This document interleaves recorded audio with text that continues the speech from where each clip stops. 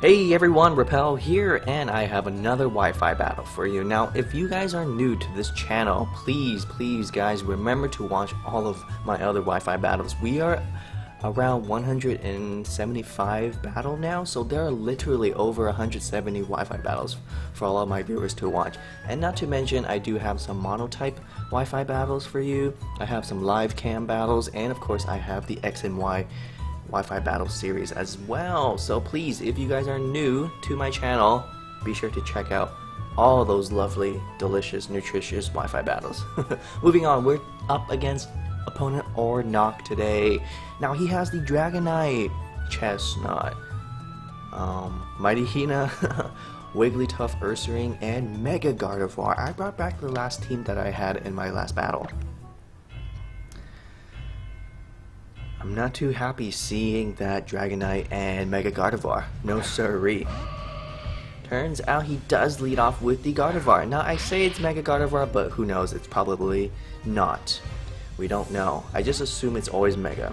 I'm switching out because I do not want to get hit by a Hyper Voice. I'm going to go to Heatran expecting any fairy move. Turns out he's actually not a Mega, which is honestly not that uncommon. So he does land his Hypnosis. I am very sad. I wish I had went for the substitute on my Sableye had I known that he would went for the Hypnosis. Now, turns out because he has Hypnosis, he's also a Calm Minding set, and he will go for his first Calm Mind.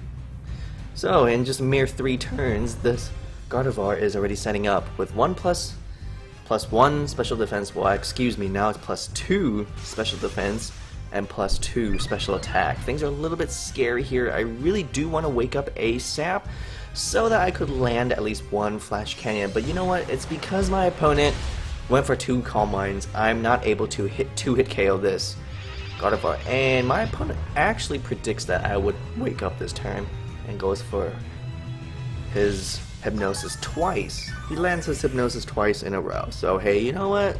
Kudos to him. Thumbs up to him. I'm switching out. Like, I really do not want to get hit by any more attacks after all those Calm Minds. So he does go for another Calm Mind. I'm thinking, okay, you know what? He probably doesn't have Hyper Voice simply because this is a non-Mega. And not to mention, if he is non-Mega, Hyper Voice is only a normal attack. So I figured he might actually just go for another Hypnosis. I don't know, maybe he doesn't play Sleep Claws, I'm not sure. Turns out he actually does respect Sleep Claws, and he would not go for the Hypnosis. So very sad, very sad. I thought I could get like a sweet free turn for hiding behind a substitute while he goes for his Hypnosis, but no, that is not the case, sir. No siree. I know for a fact he's probably gonna go for another Shadow Ball, so I'm out of here. I'm switching out, and I do have someone that is immune to Shadow Ball. Yes, it is my Snorlax. And he will actually absorb that Shadow Ball. Or the Shadow Ball will just go right through him. Now, I think this Gardevoir is like +3 attack, special attack now. But you know, I'm thinking, I'm pretty confident. I know I can take a few attacks. So I figured let's just stay in and eat up that Hyper Voice and finish off this Gardevoir with the Body Slam. Now, why is Snorlax so damn beefy? Well, it's because he's just naturally so beefy, but number 2, it's also because I've given Assault Vest to my Snorlax. So I'm expecting like a close combat. I'm gonna go back into Sableye, but it turns out he actually has Retaliate, which I'm still glad that I switched out. Retaliate does like almost 1.5 times more, double the attack. Yeah, so very scary there. I'm gonna go into the substitute just to scout what he's gonna do. Turns out he does have Fire Punch. So now I'm thinking, wow, okay, I could actually freely switch into my Heatran and grab a Flame Boost from that Fire Punch. I could really do that. I don't know if this Ursaring has Quick Feet ability or Guts. I really don't know.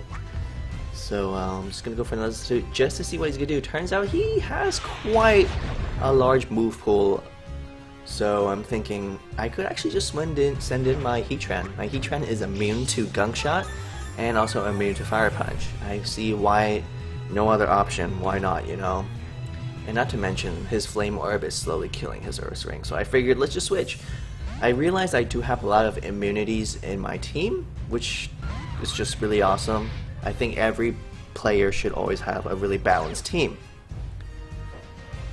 So I absorb that Fire Punch and I get a boost in Fire Attack. Like, how sweet is that? Hopefully I can wake up this turn. He actually still stays in, so I don't know what he can do. Maybe he does have some sort of ground or fighting, but he actually just goes for a Retaliate. He does pop my Air Balloon, so I'm a little paranoid now. We don't know his fourth move. His fourth move could be Earthquake, but he's actually switching out. My Heatran actually does outspeed, but I am still goddamn asleep. So now I'm thinking, okay, he's definitely gonna go for a Dragon Dance, like for sure. He sends out his Dragonite while I'm asleep. Like, there's only one reason for him to do that, because he wants to set up. Turns out he is actually gonna go for a Dragon Tail. Really, really good move. Maybe he wants to get rid of my Heatran so then I can still remain asleep. Turns out now he's gonna stay in and go for a T-Wave. So this is more of like a supporting Dragonite, which is really awesome and really useful. Unfortunately, it's really rare to see at the same time. I'm just gonna start going for curses because I really thought he might actually go for physical attacks like some Dragon Claw or Outrage or even Fire Punch.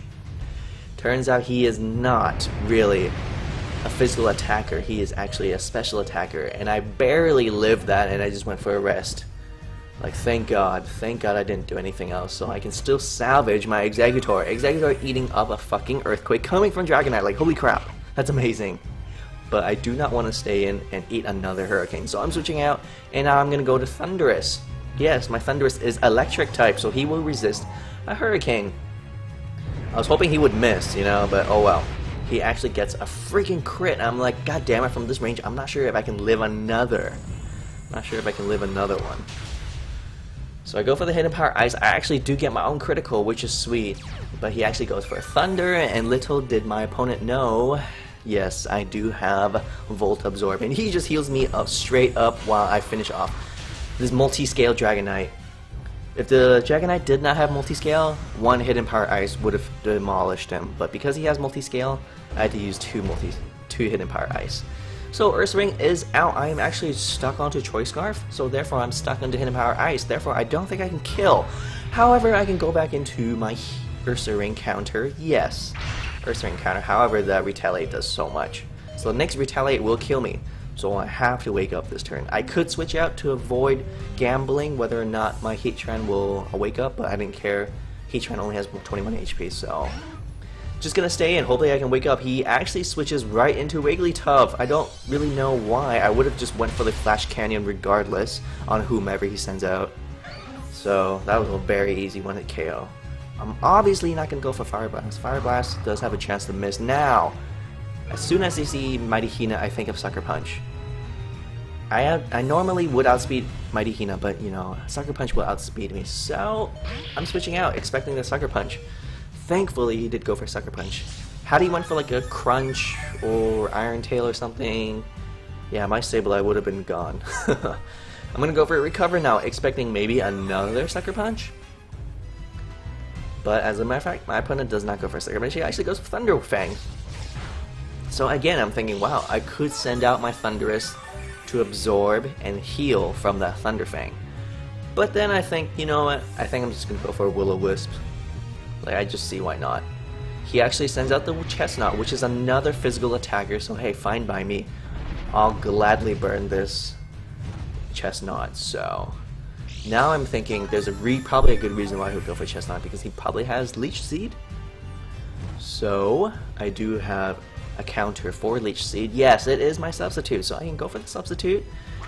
Now I'm safely behind it. He cannot go for Leech Seed. However, he actually has Toxic, which is actually a really good move on Chesnaught, but that's just not doing it. That's just not cutting it. I'm afraid no siree. And this burn is slowly killing him.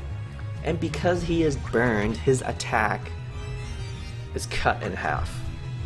So whatever he's gonna do, whatever grass move or whatever, or even a fucking rollout, is obviously not going to hurt my substitute. Like, look at that. So, you know, after my recover and leftovers, I'm pretty much back at full HP, so nothing can be better than this. My opponent keeps going for rollout. It does get, how should I say it, the rollout obviously gets stronger and stronger each turn. But even the second rollout cannot fade my substitute. I'm afraid only 3 rollouts will have to suffice. Thanks to Chesnaught being burned. And one more rollout will finish off my substitute. And conveniently, one more Nightshade will end this Chesnaught as well. So there you go, I finish off Chesnaught just with Sableye while I'm still standing at full HP. My opponent does have the Ursaring and the Mightyena left, and sends out the Mightyena now, drops my attack. Not that it really matters, I'm gonna go for the Will-O-Wisp now. Like, he can go for Play Rough. He really can, if he does know Play Rough. But now that he's burned, I think I can live one Play Rough. Turns out my opponent does not have Play Rough. Not that it matters, it's not gonna be a one-hit KO anyway. So, yeah, I'm doing quite well thanks to burning all these physical attackers. Just realized that all of my opponent's Pokemon are also, well, the last remaining ones are physical attackers. Which is a great, easy target for Sableye, simply because Sableye does have that priority prankster. And he can go for Thundurus. Again, I could send out my Thundurus, absorb Thunder Fang, and then go for my Choice Scarf Focus Blast, but honestly, I really enjoy playing Sableye. It's so fun. It's just so good because of his ability and his moves. And I highly recommend everyone to at least try using Sableye at least once. Personally, I haven't really used Mega Sableye as much, simply because I love regular Sableye so much more. Like, so much more. Like, look at that. Sableye just single-handedly took down Mightyena and Chesnaught, while still remaining safe behind a substitute with almost full HP. How great is that? Now Ursaring is out, and you know, from this point he only has like 30 HP left. Really no point for me to really do anything. Just went for the recover, just kind of scout what he's gonna do. I believe we saw 3 moves of Ursaring: Retaliate, Fire Punch, and Gunk Shot. So we don't know his 4th move. It could be Swords Dance, it could be Protect, I don't know. I'm gonna go to Heatran now, pretty much to absorb Fire Punch or even a Gunk Shot. Honestly, Gunk Shot is you know, does nothing to Heatran. So, and thankfully I do outspeed him, and that will finish off Ursaring. Conveniently, that is also my opponent's last and final Pokemon. Thank you, Onarch. Really powerful team. Thank you, viewers, for watching this battle. If you guys do enjoy Sableye and Snorlax being in the same team, please let me know by liking this video, and make sure to comment and subscribe. I'll see you guys next time. Have an awesome day.